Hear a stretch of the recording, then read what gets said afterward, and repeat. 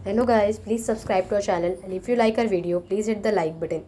इसमें हम लोग जानेंगे कि जनसंचार माध्यम क्या होता है और इसके क्या क्या फ़ायदे होते हैं। अब जनसंचार माध्यम, संचार के बिना हमारा जीवन संभव नहीं, क्योंकि हमारी जो मानव सभ्यता है इसमें संचार किए बिना कोई रह नहीं सकता। संचार यानी वार्तालाप, किसी भी तरह का हो सकता है, किसी से भी हो सकता है, कुछ भी हो सकता है। तो हमारे लिए जानना ज़रूरी है कि आखिर संचार की परिभाषा क्या होती है और उसके महत्व क्या क्या हैं। अब इन्होंने बताया संचार की परिभाषा। संचार हम लोग सोच भी नहीं सकते कि अगर क्या हम किसी से बिना बात के रह पाएंगे। सोने के समय भी छोड़ दिया जाए तो हम अधिकांश जो तो हमें छोटी छोटी ज़रूरतें होती हैं, हम किसी ना किसी से अपनी भावनाओं और विचारों को प्रकट करते रहते हैं। हम या तो समूह संचार भी करते हैं, कई बार अपने दोस्तों में ग्रुप में बातें करते हैं, या फिर कई बार अकेले में ही अपने आप से भी बातें कर लेते हैं। हम चाहे ना चाहें हम अपने दैनिक जीवन में संचार के बिना नहीं रह सकते, और यही संचार हमारे जीवन की निशानी भी है। अब संचार के कई माध्यम हो सकते हैं, जैसे टेलीफोन, इंटरनेट, फैक्स, समाचार पत्र, रेडियो, टेलीविज़न, सिनेमा आदि। इन सबके ज़रिए मनुष्य अपने संदेशों का आदान प्रदान करता है। तो मनुष्यों के संदेशों के आदान प्रदान करने की जो प्रक्रिया है वैसे ही संचार कहते हैं। दुनिया में अगर कोई भी किसी प्रकार की घटना होती है तो वो घटना हमें अलग अलग माध्यमों से मिलती है, तो वो माध्यम भी हमें एक तरह से संचार करते हैं। अगर हमें सीधा प्रसारण मिलता है तो हम उसे लाइव कहते हैं। अब संचार क्या है? संचार शब्द की उत्पत्ति चर धातु से हुई है, जिसका अर्थ होता है चलना, यानी एक स्थान से दूसरे स्थान तक पहुंचना। अगर हम इस तरह से सोचें तो अगर हमारी एक जो हमारा विचार है वो हमारे किसी दूसरे तक पहुँच रहा है तो यही संचार है। अब आगे हम लोग जानेंगे कि संचार के बारे में जान लिया। अब उसके बाद संचार के तत्व कौन कौन से, आप इस मेन डायग्राम से समझ सकते हैं संचार के तत्व कौन कौन से। संचार के तत्व, संचार देखिए जैसे कि इसमें दिखाया गया है, संचार स्रोत या संचारक। पहले संचारक के पास जो संदेश होता है वो किसी न किसी तरह के माध्यम से प्राप्तकर्ता तक पहुंचाता है, और अगर प्राप्तकर्ता को वो संदेश जब मिल जाता है तो अपना फीडबैक, चाहे वो अच्छा हो चाहे बुरा, वो उसको वापस संचारक तक पहुंचाता है या फिर अपने स्रोत तक पहुंचाता है। इसके बीच में शोर यानी जो बाधाएं आती हैं, जिन्हें हम नॉइज़ भी कहते हैं, तो वो कौन होती है? वो संदेश और माध्यम में आती है। वो किसी भी तरह की हो सकती हैं, इसलिए हमें सफल संचार के लिए शोर को हटाना और कम करना बहुत ही ज़रूरी होता है। अब संचार के प्रकार, संचार के अलग अलग प्रकार होते हैं, बहुत डिफरेंट तरह के यहाँ पे प्रकार होते हैं। जैसे कि सांकेतिक संचार, अगर हम किसी को इशारा करके कोई संचार करते हैं तो सांकेतिक संचार है। और वहीं पे अगर हम अपने मुख से कोई बात कह के संचार करते हैं तो मौखिक संचार, अगर बिना लिखे करते हैं तो अमौखिक संचार। अंतःवैयक्तिक संचार वो संचार होता है जैसे इंट्रापर्सनल संचार, यानी जब हम पूजा, इबादत या प्रार्थना करते वक्त ध्यान में होते हैं तो वह भी अंतःवैयक्तिक संचार होता है। वहीं अंतर्वैयक्तिक संचार जब दो व्यक्ति आपस में संचार करते हैं। तीसरा प्रकार है समूह संचार।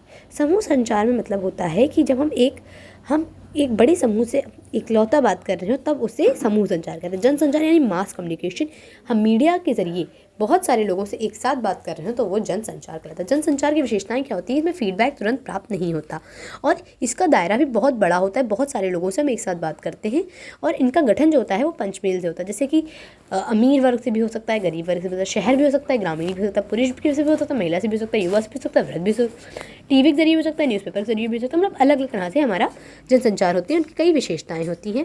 जनसंचार माध्यमों में एक और महत्वपूर्ण विशेषता है कि उनमें ढेर सारे द्वारपाल यानी गेट कीपर काम करते हैं। द्वारपालों से यहाँ पे तात्पर्य उन लोगों से है जो जनसंचार माध्यमों में प्रकाशित या प्रसारित होने वाली सामग्री को नियंत्रण या निर्धारित करते हैं, देखते हैं कि उसमें कोई गलती है कि नहीं है।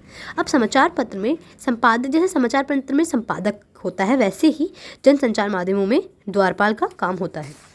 अब संचार के कार्य क्या होते हैं? संचार का कार्य होते हैं कि संचार का प्रयोग हम कुछ हासिल करने के लिए कर सकते हैं, जैसे अपने दोस्त से किताब मांगने के लिए, किसी तरह की सूचना देने के लिए कर सकते हैं, एक बड़े जन समूह से बात करने के लिए कर सकते हैं, अपनी रुचि किसी विषय के लिए उस पर अपना रिस्पॉन्स देने के लिए कर सकते हैं, अपने ऊपर नियंत्रण रखने के लिए कर सकते हैं, या फिर अपनी भावनाओं को किसी से अभिव्यक्त करने के लिए कर सकते हैं, अपनी समस्याओं को बताने के लिए कर सकते हैं। और अब यहाँ पे देखिए सब डिटेल में रखा है, किसी तरह के अगर आपको चाहिए हो तो वहाँ भी मिल जाएगा। भारत में जनसंचार माध्यमों का विकास, आधुनिक माध्यमों का अलग तरह के विकास होता रहा है। जैसे कि जनसंचार में जब जन भावनाओं को रात रात पहुँचाने और राजा खंतेश जनता के बीच प्रसारित करने की समृद्ध वस्तुओं के उदाहरण में भी दिखाई देते हैं, तो इन्होंने सब चीज़ें दिखाई गई हैं। पहला है समाचार पत्र पत्रिकाएं, ये दृश्य माध्यम है, इससे हम लोग देख के बता सकते हैं। जैसे कि पहले टाइम पे अलग अलग चलती, जैसे पहला हिंदुस्तान, सरस्वती, हंस, विशाल भारत, ये सब पहले के टाइम पे छपती थी। इनसे जो एक बड़े जनसमूह तक अपनी बात कही जा सकती थी। रेडियो, ये श्रव्य माध्यम है। टेलीविज़न दृश्य श्रव्य दोनों तरह का माध्यम होता है। इसमें मतलब अगर आपको डिटेल में वीडियो चाहिए होगी तो आप प्लीज़ हमें बता सकते हैं कि किस तरह से हम डिटेल में वीडियो आप तक पहुंचा सकते हैं। सिनेमा में पहली सिनेमा कौन सी थी, ये सब चीज़ें आप लोगों को बहुत ध्यान में रखनी चाहिए कि किस तरह की पहले सिनेमा आई थी, कौन सी पहली मूक फिल्म थी जो कि राजा हरिश्चंद्र थी। ऐसे ही द राइवल ऑफ ट्रेन 1894 में फ्रांस में बनी थी। इंटरनेट, आप आजकल तो इंटरनेट चल रहा है, इंटरनेट पे हमें सब कुछ मिल जाता है। ये भी दृश्य श्रव्य दोनों तरह का माध्यम है। जनसंचार माध्यमों का प्रभाव भी हम लोगों में बहुत अच्छी तरह से हुआ है। अपनी सेहत से लेकर धर्म तक अब हम सब लोग पूरी तरह से जनसंचार पर ही निर्धारित हो चुके हैं। फिर इन्होंने पूरा बताया है कि लिपु से मुद्रण तक का सफ़र हमारा कैसे तय हुआ और अंत में हमारे चैप्टर ख़त्म हो गया। इसके कुछ इंपॉर्टेंट क्वेश्चंस हैं, ये आप देख सकते हैं। और अब हमारा नया चैप्टर होगा पत्रकारिता का विविधयाम। अगर आपको हमारी वीडियो अच्छी लगी हो तो चैनल को लाइक करना मत भूलिएगा और वीडियो को लाइक करना मत भूलिएगा और चैनल को सब्सक्राइब करना मत भूलिएगा। Thank you.